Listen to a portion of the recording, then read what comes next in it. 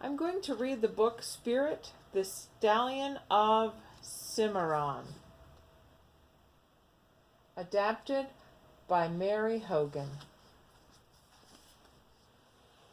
On the plains of the American West, a herd of mustangs ran free, their hoofbeats to the song of freedom under the wide open sky. Spirit was born into this herd on a bright spring morning. He was a curious colt.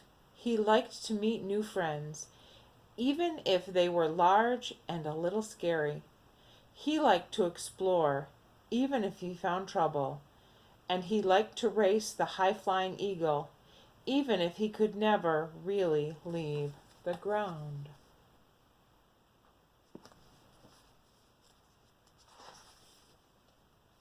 Spirit grew up smart and strong, and as a stallion, he took his place as the leader of the herd. Spirit was older now, but he was still curious. One night he heard as the herd One night as the herd slept, Spirit noticed a strange golden glow and went to investigate. Spirit had never seen a campfire before, or the strange two-legged creatures who surrounded it. Spirit entered the camp eager to play, but the wranglers did not want to play. They captured Spirit.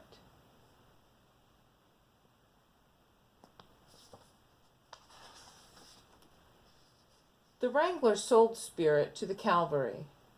"We got us a crazy one here," said a soldier, as the horse struggled to be free. Although many tried, not one soldier could ride Spirit or stay on his back. Spirit flipped one soldier after another, while the cavalry horses looked on, snorting with laughter. But the colonel did not find Spirit's antics funny at all. "It's time to break that horse," he said coldly. "Tie him to the post. No food or water for 3 days." Could you imagine going hungry for no food or water for 3 days? Soon another prisoner joined Spirit. "We caught another hostile," cried a soldier. A young American Indian named Little Creek was tied to a post near Spirit. "Hey," called Little Creek, admiring Spirit. But Spirit ignored the boy. He only wanted to return to his herd and to his homeland.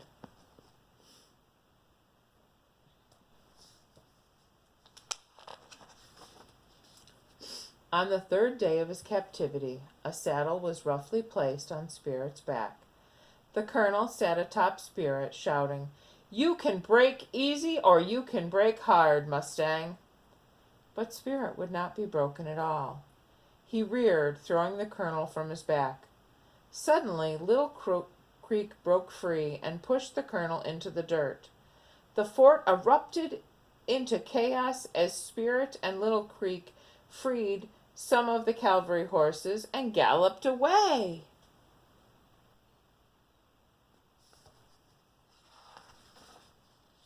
Little Creek hung onto Spirit's mane, trying desperately to ride him, while they raced out of the fort. For a moment, Spirit galloped free. Then a beautiful painted mare appeared, her long mane shining in the sunlight. Spirit was surprised when she suddenly blocked his path. Two braves on horseback arrived on either side, roping him in. Spirit was captured again and taken to Little Creek's village. Poor Spirit just wants to be a free Mustang. Little Creek fastened a tether between Spirit and the pretty paint mare. "Okay, Rain, let's see if you can teach this Mustang some manners," he said. Spirit tried to run off, but Rain would not let him. She wanted to show Spirit the Indian village. "Horsey!" cried a little friendly girl. Spirit let her pat his nose. Rain smiled. Spirit just snorted. He was confused by the gentle nature of these people. Spirit plucked an apple to share with Rain. They admired a whirl of colorful dragonflies and swam in the river. Spirit had never met anyone like Rain, and he liked her very much.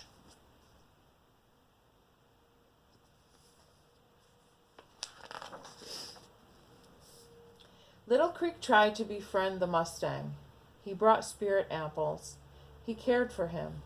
It became a game between the horse and the boy. When Spirit let Little Creek ride, when would Spirit let Little Creek ride him? The answer was always the same: not today. The days passed, and Little Creek said, "I'm never going to ride you, am I?"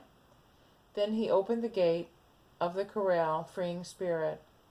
And no one ever should, he declared.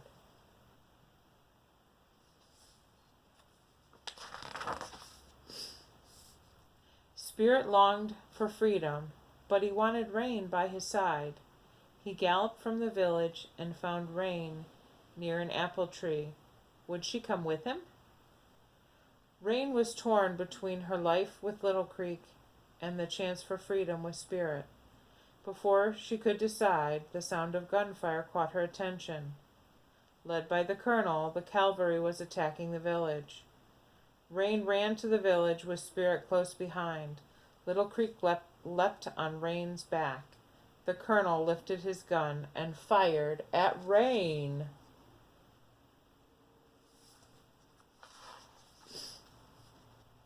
The wounded horse stumbled, and the colonel aimed at Little Creek. Spirit charged, knocking the colonel to the ground. Rain fell into the river, and Spirit swam after her. He had just brought her to shore when more soldiers appeared, roping Spirit and dragging him away. Little Creek rushed to Rain's side. The boy vowed he would repay Spirit for saving his life. The horse saved the boy and the other horse. Spirit was sold to the men building the railroad across the west. He was chained to a long line of horses and forced to pull a locomotive up a steep mountain. As they reached the top, Spirit could see the familiar blue mountains of his homeland below him. "This the moment I have to stop pulling," Spirit decided, "and start fighting like I have never before." Spirit kicked apart the locks holding the group of horses to the locomotive. The horses ran free. The men tried to grab Spirit, looping a chain around his neck, but Spirit twisted out of their grasp.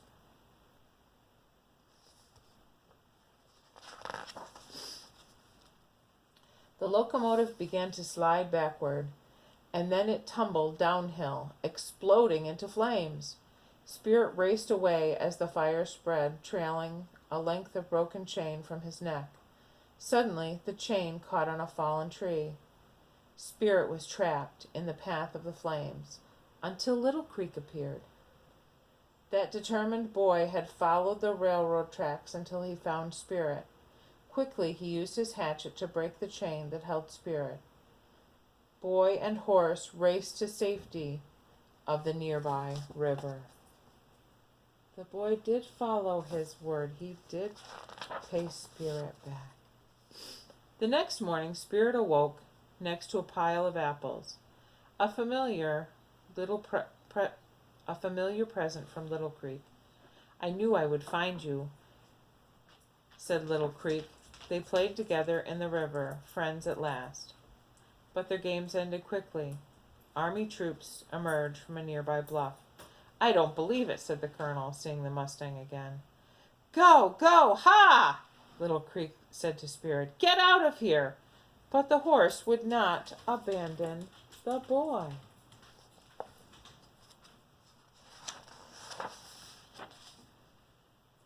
Spirit scooped his friend onto his back for the first time. He galloped into the canyon with soldiers following. The troops, led by the colonel, trapped Spirit at the edge of a deep gorge. Spirit knew there was only one way to freedom, across the deep ravine. Gathering his courage, Spirit leapt off the cliff and flew like an eagle. He and Little Creek landed safely on the other side. The colonel watched in amazement. He would not pursue the horse. The Mustang had earned his freedom.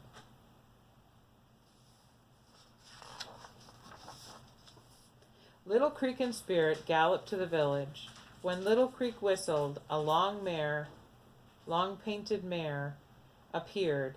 It was Rain! She and Spirit raced together, nuzzling happily. Little Creek smiled. You will be in my heart always, he told Rain. He turned to the stallion. Take care of her, Spirit, who could not be broken. The proud Mustang would never forget how he and Little Creek had won their freedom together.